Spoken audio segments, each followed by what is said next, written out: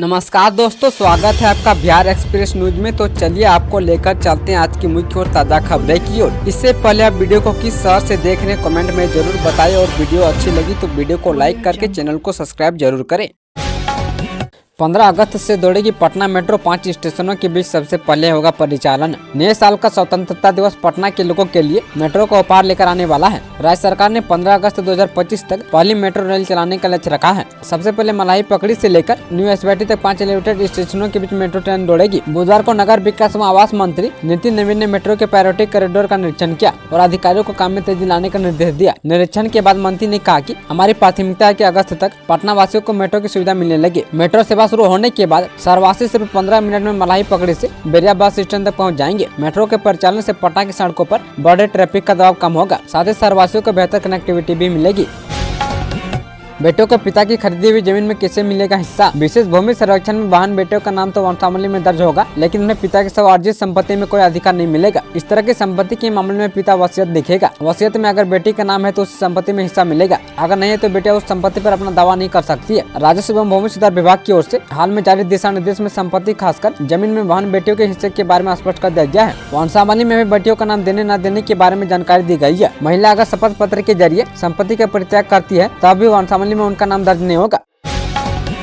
36 जिलों के 18,000 से अधिक गाँवों में होगा डिजिटल क्रॉप सर्वे। नीतीश सरकार का बड़ा फैसला। सरकार किसानों को फसल विशेष योजनाओं का लाभ समय से सुनिश्चित करने के लिए डिजिटल क्रॉप सर्वे कराएगी। रबी की खेती के लिए 36 जिलों के 18,000 से अधिक गाँवों को चिन्हित किया गया है। कृषि विभाग की ओर से बुधवार को आयोजित कार्यशाला में यह घोषणा की गई। बामेती सभागार में एग्री स्टेक परियोजना के तहत डिजिटल क्रॉप सर्वे एवं फार्मर रजिस्ट्री विषय पर आयोजित एक दिवसीय कर्मशाला सह परिचय कार्यक्रम का उद्घाटन राजस्व एवं भूमि सुधार विभाग के अपर मुख्य सचिव दीपक कुमार सिंह ने किया। अपर मुख्य सचिव ने अपने संबोधन में कहा कि बिहार में डिजिटल क्रॉप सर्वे कराना बहुत जरूरी है। डिजिटल क्रॉप सर्वे हो जाने से किसानों की जमीन के बारे में सर्टिफिकेट डाटा उपलब्ध हो जाएगा और जरूरतमंद किसानों को योजनाओं का उचित लाभ मिल पाएगा। उन्होंने 31 जनवरी तक जियो रेफरेंस मैप तैयार करने का निर्देश दिया।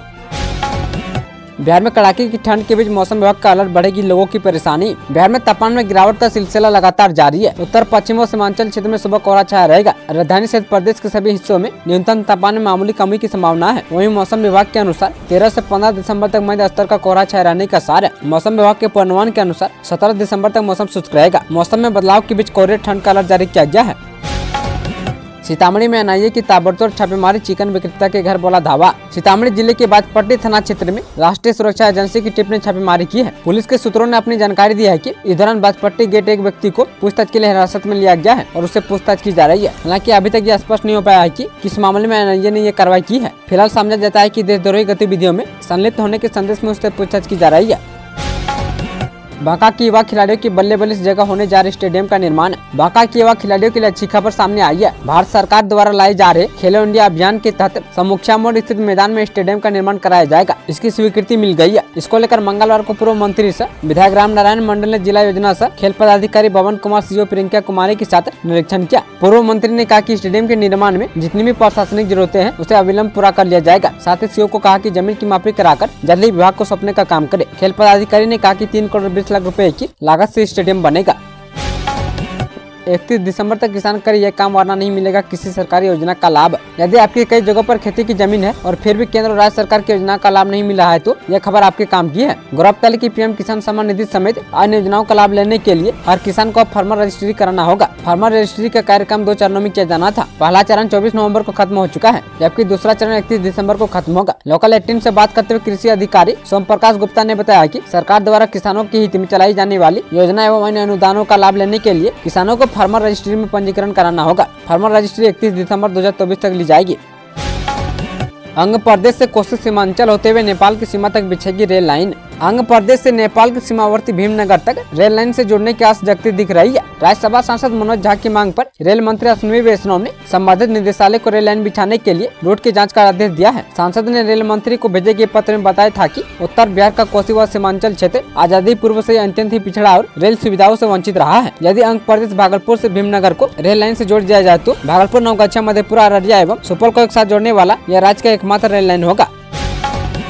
निजी नलकूप योजना के लिए रिजेक्ट फॉर्म पर भी मिलेगा अनुदान, सिर्फ आपको करना होगा यह काम। मुख्यमंत्री निजी नलकूप योजना के लिए आवेदन देने वाले किसानों के लिए अच्छी खबर है। बिहार सरकार ने उन किसानों को एक और मौका दिया है जिन किसानों का आवेदन फॉर्म रिजेक्ट हो गया है। लघु जल संसाधन विभाग की ओर से बुधवार को जारी चिट्ठी में कहा गया है कि मुख्यमंत्री निजी नलकूप योजना के अंतर्गत जिन किसानों के आवेदनों को निरस्त किया गया है, यदि वे निर्णय से असंतुष्ट है तो अपनी लिखित आपत्ति 31 दिसंबर तक संबंधित प्रमंडल के कार्यपालक अभियंता के पास दर्ज करा सकते हैं। बता दें कि यह योजना विशेष रूप से उन किसानों के लिए है जो सिंचाई के अभाव में बेहतर खेती नहीं कर पाते हैं। मुख्यमंत्री निजी नलकूप योजना के अंतर्गत राज्य में कुल 35,000 निजी नलकूप लगाने का लक्ष्य निर्धारित किया गया है। दरअसल बिहार सरकार अब पटवन के लिए निजी बोरिंग लगाने वाले को भी अनुदान देगी। अगर आपके इलाके में नहर की सुविधा नहीं है तो सरकार अब निजी बोरिंग लगाने के लिए सब्सिडी देगी।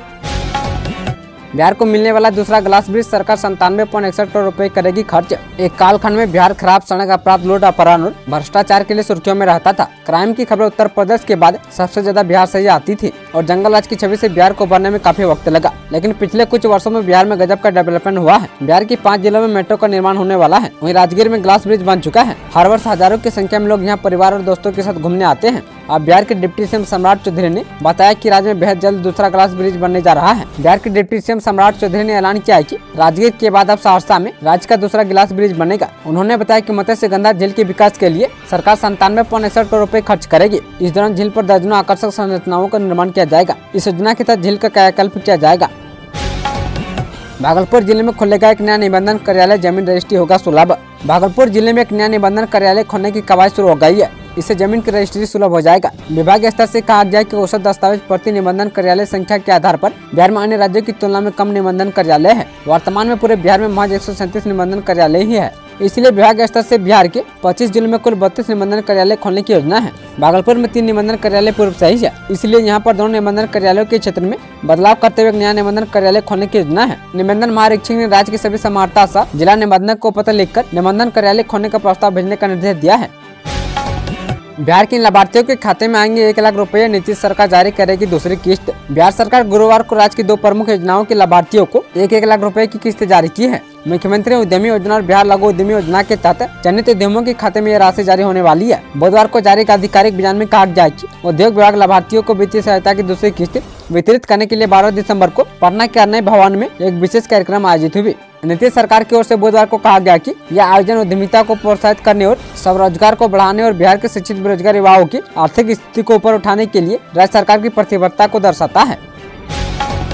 बिहार के शिक्षकों की बल्ले बल्ले 2025 में मिलेंगी इतनी छुट्टियां, राजभवन ने जारी किया कैलेंडर। राजभवन ने बिहार के विश्वविद्यालय कॉलेजों के शिक्षक व शिक्षेतर कर्मचारियों के लिए वर्ष 2025 का अवकाश कैलेंडर जारी कर दिया है। राज्यपाल के प्रधान सचिव रॉबर्ट एल चौंगथो की तरफ से जारी अवकाश कैलेंडर के अनुसार सामान्य अवकाश के दिनों की संख्या 61 है। केवल शिक्षकों के लिए दिए 30 दिनों के ग्रीष्म अवकाश को छोड़ दे तो कुल 91 दिनों की छुट्टियां मिलेंगी। इनमें से रविवार के 10 दिन हटा दे तो कुल 81 दिनों का अवकाश मिलेगा। मायावती मंदिर को बम से उड़ाने की धमकी, दुबई से बासेपुर के खुफियात ने भेजा संदेश। बिहार के बोधगया में स्थित मायावती मंदिर को एक बार फिर आतंकियों के निशाने पर है। दुबई में छुपा झारखंड राज्य के खुफियात अपराधी विक्की ने मायावती मंदिर को बम से उड़ाने की धमकी दी है। बोधगया मंदिर प्रबंधन समिति को यह धमकी एक पत्र के जरिए मिली है। मायावती मंदिर को बम से उड़ाने की धमकी मिलने के बाद बिहार, झारखंड और दिल्ली समेत अन्य राज्यों की पुलिस एक्टिव हो गई है, साथ ही आरोपी की पहचान कर गिरफ्तार करने में जुट गई है। पुलिस सूत्रों से मिली जानकारी के मुताबिक मायावती मंदिर को बम से उड़ाने की धमकी झारखंड राज्य के धनबाद जिले के वासेपुर का खुफिया अपराधी प्रिंस खान ने दी है। वहीं धमकी मिलने के बाद गया पुलिस की एक टीम धनबाद पहुंचकर प्रिंस खान के घर में छापेमारी कर पूरी तलाशी ली है। बिहार में खुलेगा देश का पहला बाल कैंसर अस्पताल, सीएम नीतीश कुमार करेंगे शिलान्यास। देश में तेजी से बच्चों में कैंसर के मामले बढ़ रहे हैं। इसे देखते हुए महावीर मंदिर न्याय फुलवा शरीफ स्थित महावीर कैंसर संस्थान से एम्स पटना जाने वाले रास्ते पर 100 बेड का महावीर बाल कैंसर अस्पताल खुलने जा रहा है। सिर्फ बच्चों में होने वाले कैंसर के उपचार को समर्पित यह अपनी तरह का देश का पहला कैंसर अस्पताल होगा। गुरुवार को मुख्यमंत्री नीतीश कुमार ने इसका शिलान्यास किया। महावीर मंदिर न्यास के सचिव आचार्य किशोर कुणाल ने बताया कि महावीर बाल कैंसर अस्पताल में 18 वर्ष तक के कैंसर रोगों का इलाज मुफ्त किया जाएगा। अभी महावीर कैंसर संस्थान में कैंसरग्रस्त बच्चों के उपचार के लिए अलग वार्ड है, लेकिन अक्सर बेड की कमी सामने आती है। बिजली विभाग ने उपभोक्ताओं की सारी टेंशन कर दी दूर। स्मार्ट मीटर रिचार्ज को लेकर मिल गई बड़ी राहत। स्मार्ट मीटर की कई परेशानियों के कारण उपभोक्ता इससे नाराज हो रहे हैं, पर विभाग ने इसमें सुधार करने का काम शुरू कर दिया है। अगर उपभोक्ताओं के पास पैसे नहीं है या मीटर में किसी प्रकार की तकनीकी खराबी आ गई है तो घबराने की जरूरत नहीं है। माइनस में जाने के बाद 20 से 25 सेकंड तक स्मार्ट मीटर में जाकर सबमिट बटन केवल दबाना होगा। इससे 3 दिनों तक आपके घरों की बिजली नहीं कटेगी। इस सुविधा के बाद उपभोक्ताओं का टेंशन धीरे धीरे समाप्त हो रहा है। विभाग ने ग्रेस की यह सुविधा बहाल कर दिया है। जानकारी के अनुसार बांका जिले में 4.25 लाख से अधिक बिजली उपभोक्ताओं की संख्या योजना है। इसमें प्रत्येक माह 9 करोड़ रुपए से अधिक का राजस्व सरकार को प्राप्त हो रहा है। इसमें बांका में 1,20,000 जबकि अमरपुर डिवीजन में 90,000 उपभोक्ताओं के घरों में स्मार्ट मीटर लग गया है। रिपुराज फैक्ट्री में 4 दिनों तक चली इनकम टैक्स की छापेमारी। बिहार और नेपाल बॉर्डर पर स्थित रिपुराज ब्रांड चावल निर्माता फैक्ट्री पर इनकम टैक्स की छापेमारी पूरी हो गई है। इनकम टैक्स के अधिकारी बीते 4 दिनों तक छापेमारी करते रहे और मंगलवार को फैक्ट्री से चले गए। 4 दिनों तक भारी भरकम टीम के साथ छापेमारी करने वाले इनकम टैक्स की तरफ से कोई भी आधिकारिक बयान नहीं आने की वजह से क्यास और चर्चाओं का बाजार गर्म है। वहीं मोतिहारी से मुजफ्फरपुर तक के इनकम टैक्स के अधिकारी आधिकारिक रूप से कुछ भी बताने से परहेज कर रहे हैं। सूत्रों से मिली जानकारी के मुताबिक रिपुराज चावल फैक्ट्री पर 4 दिनों तक चले छापेमारी में इनकम टैक्स के हाथ बहुत कुछ लगा है। बताया जाता है कि रिपुराज ने अपने वास्तविक आय व्यय का लेखा जोखा रिमोट क्लाउड सर्वर पर छुपा कर रखा हुआ था, जो इनकम टैक्स के हाथ लग गया है। इनकम टैक्स के फोरेंसिक एक्सपर्ट की टीम ने दिल्ली की कंपनी की मदद से पासवर्ड को डिकोड करने में कामयाब हो गई है। अब बिना किसी गारंटी के मिलेगा 2 लाख रुपए तक का लोन। सरकार ने किसानों के लिए सीएम किसान योजना के तहत नई सुविधाएं और लाभ देने की घोषणा की है। इस योजना का उद्देश्य किसानों की आय में वृद्धि और खेती के संसाधनों की लागत को कम करना है। ये सरकार स्कीम नुआखाई उत्सव के मौके पर लॉन्च की गई है, जो ओडिशा के पश्चिम हिस्से का कृषि उत्सव है। वह कार्यक्रम गंगाधर मेहरा यूनिवर्सिटी में आयोजित हुआ। सरकार ने किसानों के लिए आर्थिक सहायता, सस्ती दरों पर बीज और उर्वरक, कम ब्याज पर ऋण, फसल बीमा और आधुनिक कृषि यंत्रों पर सब्सिडी जैसी योजनाओं की घोषणा की है। यह कदम किसानों की आय बढ़ाने और कृषि को आत्मनिर्भर बनाने की दिशा में महत्वपूर्ण है। LIC पढ़ने वाले बच्चों को देगी 40,000 रुपए तक का स्कॉलरशिप। सरकारी बीमा कंपनी LIC पढ़ने वाले छात्रों को सालाना 40,000 रुपए तक स्कॉलरशिप दे रही है। इसके लिए 10वीं 12वीं के बाद मेडिकल, इंजीनियरिंग, बैचलर या डिप्लोमा कर रहे छात्र LIC की आधिकारिक वेबसाइट LICindia.in से अप्लाई कर सकते हैं। LIC की स्कॉलरशिप स्कीम का लाभ पाने के लिए उम्मीदवारों के पास अब 2 हफ्ते से भी कम समय बचे हैं। इसे सिद्धार्थ में दिखा के पाठक वाला रूप अधिकारियों शिक्षकों में मचा हड़कंप। सरकार की सख्ती के बावजूद राज्य के सरकारी विद्यालय में अब भी छात्राओं की फर्जी नामांकन और फर्जी उपस्थिति दर्ज हो रही है। इस मामले में प्रधानाध्यापक और शिक्षकों की मिलीभगत सामने आई है, जबकि हर माह सभी सरकारी विद्यालय के निरीक्षण में जिला और मुख्यालय के पदाधिकारियों की ड्यूटी लगाई जा रही है। जाहिर इतने बड़े फर्जीवाड़े को निरीक्षण में नहीं पकड़ जाने वाले लापरवाह पदाधिकारी भी जिम्मेदार माने जा रहे हैं। पूरे मामले की गंभीरता को देखते हुए शिक्षा विभाग के अपर मुख्य सचिव डॉक्टर एस सिद्धार्थ ने मंगलवार को सभी शिक्षा पदाधिकारी को पत्र लिखकर आगाह किया है। उन्होंने कहा कि अगर स्थिति में सुधार नहीं हुआ तो दोषियों को बख्शा नहीं जाएगा और उनके खिलाफ कार्रवाई की जाएगी। आरा के रेल कर्मचारियों की बल्ले बल्ले रेलवे करने जारी विशेष व्यवस्था। दानापुर रेल मंडल के अंतर्गत आरा जंक्शन पर लोको पायलट, गार्ड और टीटी के लिए 40 रूम का रनिंग रूम बनाया जाएगा। इसको लेकर DRM इंफ्रा के अनुपम चंदन कुमार ने काम को तेजी लाने को कहा है। आरा जंक्शन से कई नई ट्रेन खुलने की संभावना बन रही है। इस कारण से आरा में 40 बेड का रनिंग रूम बनाया जा रहा है। इसे बनाने के लिए रेलवे बोर्ड के द्वारा हरी झंडी मिल गई है। रनिंग रूम बनाने की योजना को मूर्त रूप देने के लिए रेलवे बोर्ड के निर्देश पर आरा रेलवे स्टेशन परिसर का DRM ने कई अफसरों के साथ जायजा लिया है। पश्चिम चंपारण से सीएम नीतीश करेंगे महिला संवाद यात्रा की शुरुआत। मुख्यमंत्री नीतीश कुमार 15-16 दिसंबर को महिला संवाद यात्रा पर बिहार आने वाले हैं। वे पश्चिम चंपारण जिले से इस बार अपनी संवाद यात्रा की शुरुआत करेंगे। मुख्यमंत्री वाल्मीकि नगर और मझलिया में जीविका दीदियों से संवाद करेंगे। साथ ही कई कल्याणकारी योजनाओं का शिलान्यास व उद्घाटन करेंगे। इसकी तैयारी को लेकर जिला प्रशासन पूरी तरह से अलर्ट है। उनके आगमन पर कोई परेशानी न हो, प्रशासन इस पर लगातार काम कर रहा है। मझलिया के धोकरा पंचायत में मनरेगा से आदर्श उद्यान पार्क व पोखरा का तेजी से जीर्णोद्धार का कार्य कराया जा रहा है। आज से 2 साल पहले लगे जिम को हटाकर नए जिम लगाने का कार्य शुरू हो गया है। इसके साथ ही रंग रोगन का भी काम तेजी से कराया जा रहा है। नीतीश कुमार के काफिले को कोई परेशानी न हो, इसके लिए सड़क के किनारे लगे मिट्टी ढुलन को भी मनरेगा मजदूरों से कराया जा रहा है। प्रधानमंत्री का ड्रीम प्रोजेक्ट अमृत सरोवर का भी मुख्यमंत्री निरीक्षण करेंगे। बेगूसराय में फिर लोगों ने पी मौत की शराब, मरने वाले में एक डॉक्टर भी शामिल। जिले में संदिग्ध अवस्था में 2 व्यक्ति की मौत हो गई है। इस मौत के बाद इलाके में हड़कंप मचा हुआ है। वहीं बताया जा रहा है कि जहरीली शराब पीने से 2 व्यक्ति की मौत हुई है। मौत की खबर लगते ही पुलिस के बीच खलबली मची हुई है। दरअसल शराबबंदी वाले बिहार के बेगूसराय में एक बार फिर शराब पीने से 2 लोगों की मौत होने की बात कही जा रही है, तो कहीं न कहीं प्रशासनिक महकमा भी सवालों के घेरे में है। हालांकि प्रशासन के द्वारा अभी तक इस बात की पुष्टि नहीं की गई है कि दोनों की मौत शराब पीने से हुई है। मृतक की पहचान चेरिया बरियारपुर थाना क्षेत्र के मैदा शाहपुर के रहने वाले डॉक्टर CP सिंह व उनके कंपाउंडर हरे तांती के रूप में की गई है।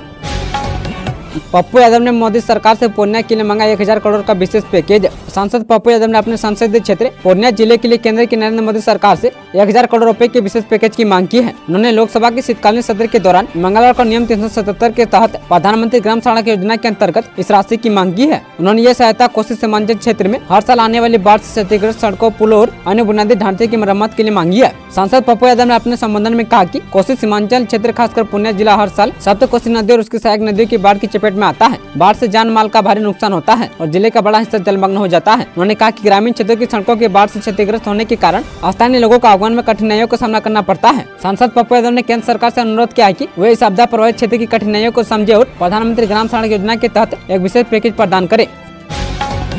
बूढ़े हो गए हैं रोहित शर्मा। आकाश चोपड़ा ने बैटिंग परफॉर्मेंस पर उठाए सवाल। बॉर्डर गावस्कर ट्रॉफी के दूसरे टेस्ट मैच में टीम इंडिया को 10 विकेट से हार झेलनी पड़ी है। रोहित शर्मा पस्त के पहले टेस्ट मैच भारतीय टीम का हिस्सा नहीं थे, जिसे भारत ने 295 रनों से जीता था। लेकिन इस बार भारतीय टीम रोहित शर्मा और शुभमन गिल की वापसी के बावजूद पहली पारी में 180 और दूसरी पारी में 175 रन पर आउट हो गई। 2020-21 के दौरे पर भी भारत 36 रन पर आउट हुआ था और इस बार टीम दोनों पारियों को मिलाकर 80 ओवर भी नहीं खेल पाई। इस प्रदर्शन के बाद आकाश चोपड़ा ने रोहित शर्मा के प्रदर्शन पर सवाल उठाए हैं।